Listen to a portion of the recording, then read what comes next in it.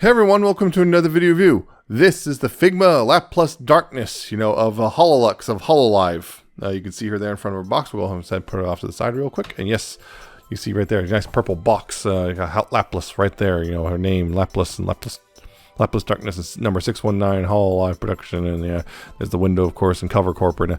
Yeah, on the top, of course, you have a pose of Laplus. And on the side, hey look, a pose. And hey look, a pose. And hey look, a pose. And on the back here, you have a whole bunch of poses and whatnot, and warnings and copyrights and ages for 15 up because it's not for children. And of course, also included in the box is the instructions, which, pretty straightforward. You got the Japanese instructions on one side, and then on the other side, you have the English instructions, which pretty straightforward because, it gives you an idea of how to use her accessories and whatnot. So there you go. So, Laplus. Yes, my dark, all that stuff. The leader of HoloX, even though it should be called HoloX, but whatever.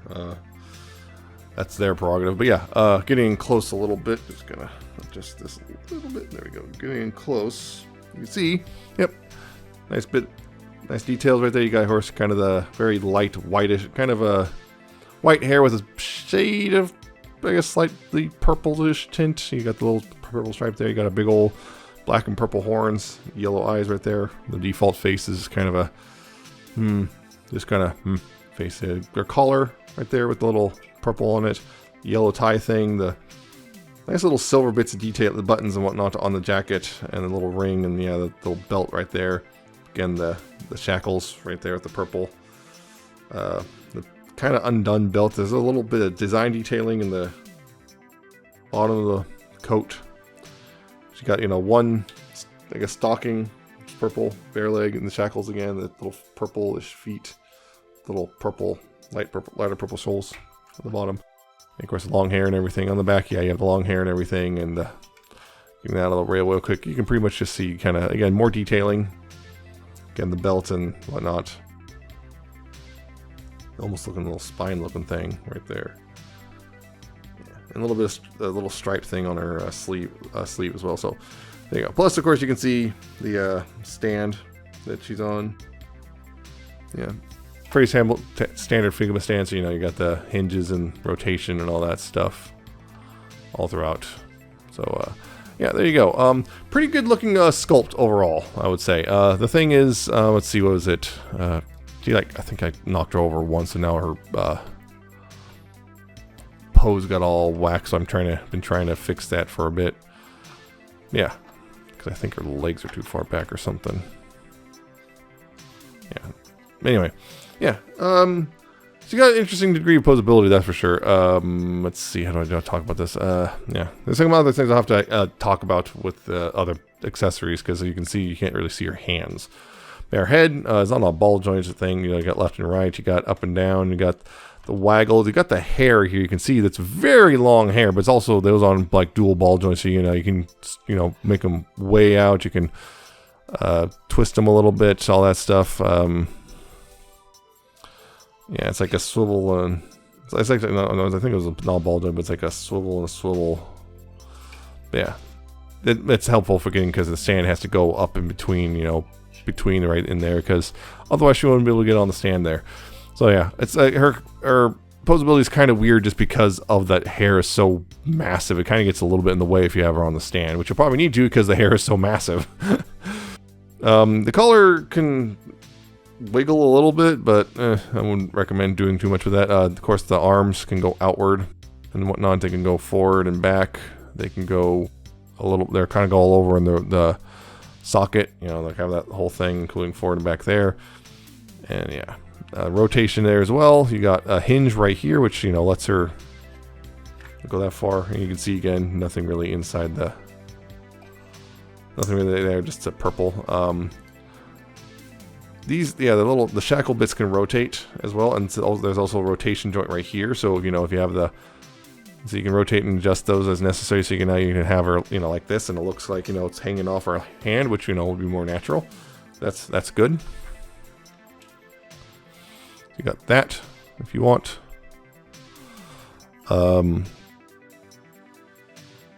There's a waist joint. You can see that it's a rotation end forward and back a little bit. Not a whole lot, and side to side, but you know, not a whole lot, but there's a decent amount there. There's no joints up here because this is a really busy torso design wise. But yeah, decent amount there. Hips, of course, can go forward and back a bit, although the skirt is kind of harder plastic, so you only get so much forward and back. You know, you also get only so much outward because of the plastic used. As far as I can tell, there's no real way to move it. I did stand real quick. You also got rotation there as well. There's a thigh rotation. There's a slight rotation, I should say. There is a knee, which, thanks again to the skirt, you can't really bend it too far. You can kind of get it, if you get it between the skirt bits, you can kind of bend it a bit more, but there's actually more bend than you're allowed to use because of the design. Down here at the feet, though, you do have forward and back. You do have side to side twisting. You do have ankle tilts and all that stuff, and no toe joints or anything. But yeah. Also on this one, on the left arm, the hinge likes to, if you move it, likes to start to unseat itself a little bit, which is a little unfortunate. But yeah. As for standing without stance, you can kind of, but again, you kind of have to do some balancing stuff. But you can do it. But it doesn't take much to make her fall over either. So it's just probably easiest to, just get the stand attached. And just keep it attached. Although, I have to unattach it again just for the sake of one of the accessories. Yeah, so that's her posability. Now, as for, again, the accessories, of course, first off, put it all in this bag. It's just a good old Figma bag. You can put them all in there. And she comes with the spare little joint for the hands, which, yeah, she does have hands, because, oh, you can't see them right now. Speaking of, yeah, she has the hands. You can see spare hands. Fists, pointers, grasping hands, and a bigger grasping hand for this is for a specific accessory, namely the cup here. There's a little cup with a straw. And then you have a couple alternate faces. You've got a beautiful face. You've got a kind of an angry face. Kind of maybe angry pouty face. And big old smile, including a little bit so you can see a bit of her fang in there. Fangs. Alternate hairpiece with her crow on top. Just another point of articulation that the crow can look left and right. And also you can adjust the position of the crow a little bit so it's as well. So that's another articulation point. Got her tail, little tail thing, which spiked, a bit of purple on the end. So that's separate in the box. And she has the alternate sleeve pieces with where the hands attach. You can see alternate sleeve pieces with, of course, little spacers just to make sure that the plastic doesn't get warped over time. Those are pretty easy to swap as well. And if you pre-order directly from Good Smile, you got, well, a little bag as well, and an alternate face. This one right here. Smile with her eyes closed. So there's the accessories, and of course swapping as usual is pretty straightforward. Although before swap, adding on, because she's supposed to be attached. Yeah, the little tail piece. There's a little. Let's see how well I can tell. Yeah, there's a little peg hole right there. Well, right at the back of on her butt essentially, and yeah, the pegs in. Be careful with this. This is very thin and incredibly thin piece. And just so be careful when you plug it in. You don't want to break it or bend it or something. Yeah, so I'm just trying to be careful with it. Yeah. And then, of course, that becomes, I guess, a bit of articulation as well, because now you can swivel it in there. And yeah, do that if you want. Kind of supposed to be up like that too.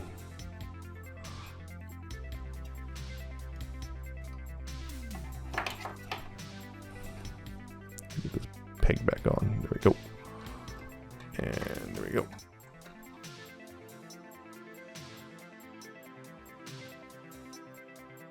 And this with faces, you got, swap them out is pretty straightforward.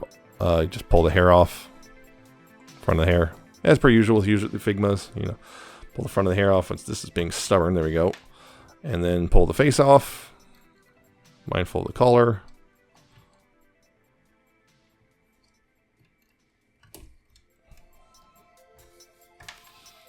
And then you can put another face on, and yeah, and you can also, of course, put the crow on top as well. Oop. put the crow on top. You know, use that alternate hairpiece if you want to have the crow top of her head, because why not? Horns are also removable, by the way, and swivelable. I kind of forgot to mention that you can remove them, although you got kind of a big old gaping hole right there. But you can remove them and swivel them. And right now, they are supposed to aim back slightly, like that. And the cup piece can be used in multiple ways. Before I do anything, right here on the sleeve, there's a little slot on the sleeve, and you can plug that in right there if you want. You can plug in the cup right there, and she can hold it like that. So there's that. And also on the cup, the straw and drink itself are removable, so she can hold it empty if it's empty and whatnot. So that's pretty neat. I'll show that the cup can also be used in a different thing. And as for the sleeve pieces, well, you detach them here at the elbow. And this is the one that doesn't like to stay attached. And I also notice there's definitely some stress marks on this one. I don't know how you can see that, but there are some stress marks right there, unfortunately. Yeah, make sure to figure which one is which. Thankfully, they have the hands attached. You can see this one's the left, the other one's the right. Yeah, so remove that peg and then pop this on. You can see real quick.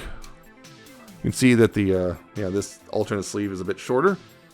And if you want to keep it displayed with the hands out, you know, you want to go ahead and make sure to put that in to make sure it doesn't, you know, get damaged. You can see that the sleeve is a bit shorter, and yeah, now she has hand options. So swapping those around again, some more. Yeah, this one again. This one's a little tougher to get out. Yeah, it takes a bit of doing. Yeah, this one's a little bit tougher to get out, but you know, there you go. And there. Now she has her sort of sleeves and exposed hands, and that lets you know, swap the hands out. Which, again, as I showed before, you know, and she also, by default, she has this kind of open split, somewhat splayed hands right here. And swapping them, let's see, I'll show this. Yeah, swapping it is pretty straightforward, you know. Kind of, yeah. See, this part is removable. I know it doesn't look like it's supposed to be, but it seems like it is because it, you know, it kind of plugs in there. So yeah, you can pull that out, and then I'll, you know, put this at an angle so it's a little easier to get the hand off without breaking the stupid thing. Yeah, you pull that off, and then, you know, swap a new hand on.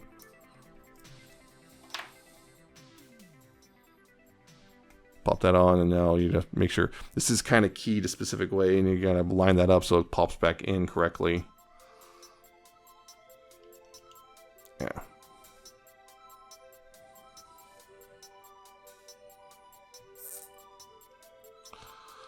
Yep, so you got that. And yeah, with this hand right here specifically can also hold the drink. Look at that.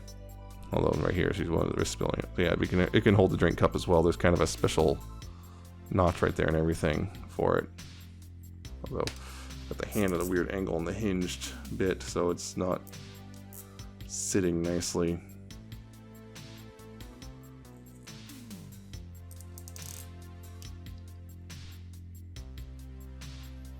There we go. Yeah.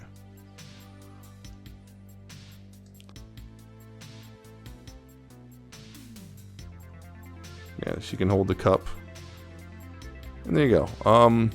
There are these grasping hands. She doesn't seem to line up with any of her existing accessories, but of course there's a lot of Figma accessories that those will work with, and you can do, of course, swap any of these hands and have her pointing or having a fist or whatever you want. And there you go. Pretty straightforward. A decent amount of accessories, not a whole ton of them, and you know, nice little bit so you can adjust her appearance a bit. You know, the nice thing with the sleeves, although again, the left sleeve is a bit, something went wrong there because the left sleeve doesn't hold very tightly. And it looks like there was some stress involved, so it might have gone a little... Something might have gone wrong. But generally, she's a pretty solid Figma overall. And again, first of the HoloX line. No, Chloe is supposed to be next, although it's not till early next year. Other thing I'm noticing is, yeah, this stand does not like to stay actually pegged in. It's a little looser than I like. So, yeah. That popped right out, but... yeah, overall, decent HoloLive Figma. This is the 7th one to release. No, 8th one to release. Yeah. This is the 8th HoloLive Figma to release. And she's pretty good. Overall, the only thing, maybe my biggest complaints would be on mine personally. The left sleeve, definitely there's something wrong with the default one that doesn't like to stay on very well. The hair can be get a little bit in the way, but that's just kind of just it's her design. And the other thing is, what was it? Oh yeah, on mine the stand is also a little. But overall, I think that most of my problems are your mileage may vary. So you can get her a decent pose and everything, mix and match a little bit, and there you go. She cost, what was it? $80, I think, total, something like that. It was kind of, she's out on the spendier side because of the HoloLive tax, but she's not too bad price wise, considering again the accessory count and everything. So yeah, if you like Laplus, you know, or like HoloLive in general, she's a pretty solid buy, and I would definitely recommend it as if you're a Laplus or HoloLive fan. But otherwise, you can probably skip it. So yeah, pretty solid investment for your shelf if you collecting HoloLive stuff. So yeah, that's it for this review. I hope you found it informative and entertaining. Hope you like, comment, subscribe. Check out my social medias down in the description and at the end of the video. Check out my Ko-fi and Patreon. And I shall see you next time with another video review.